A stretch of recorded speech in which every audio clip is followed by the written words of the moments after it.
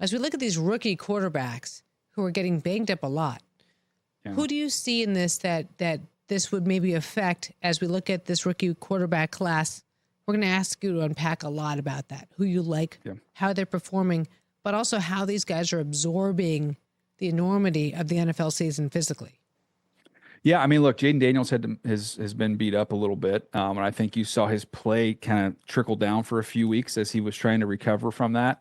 Obviously, last week he was back, and on the whole has been excellent, throughout his rookie season. He's him hitting the ground running was not surprising to me. I thought he would enter into the NFL amongst all these quarterbacks with the best advantage of someone who had the combination of talent and experience and who was going to an offensive coordinator that made sense there with Cliff Kingsbury. So to see him, start with the lead in this race, so to speak, was not a surprise to me. I thought Caleb would struggle early on just because of the offensive line and, he was not as experienced as Jaden Daniels was coming in. I felt like Jaden would start early, but I thought Caleb would eventually catch him. And while maybe he hasn't caught him, he's significantly closed that gap.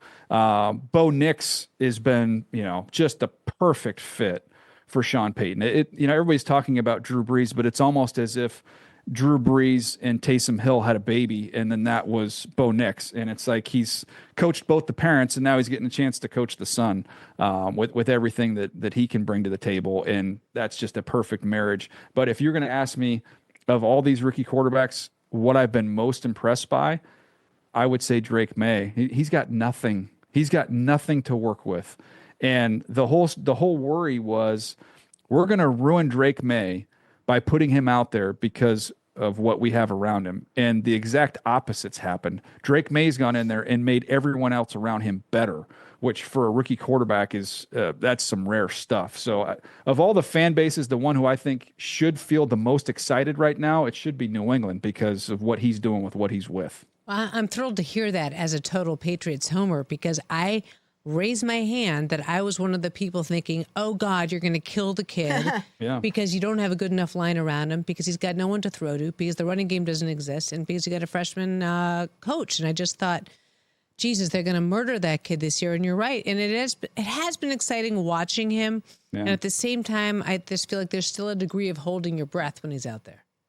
Yeah, I again, this might be a podcast analogy that goes over your head, and I'm going to show my age here. But if you listen to podcasts, you can listen to them on like a faster speed. So I'll listen to, like, my number is 1.6. I'll listen to audio podcasts at 1.6. People have asked me, who does Drake Maye remind you of? And I said, it's Phillip Rivers on 1.6 speed. So it's just a little bit faster, twitchier version of Phillip Rivers. That is Phillip, a heck of a compliment. And yet he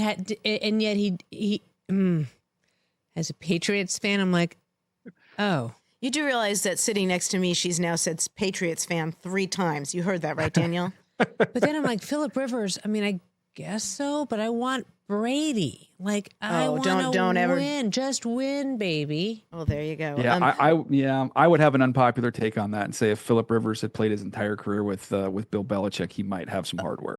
Check out new episodes of What the Football with Suzy Shuster and Amy Trask every Tuesday. Watch us on the Rich Eisen Show YouTube page or follow and listen wherever you get your podcasts.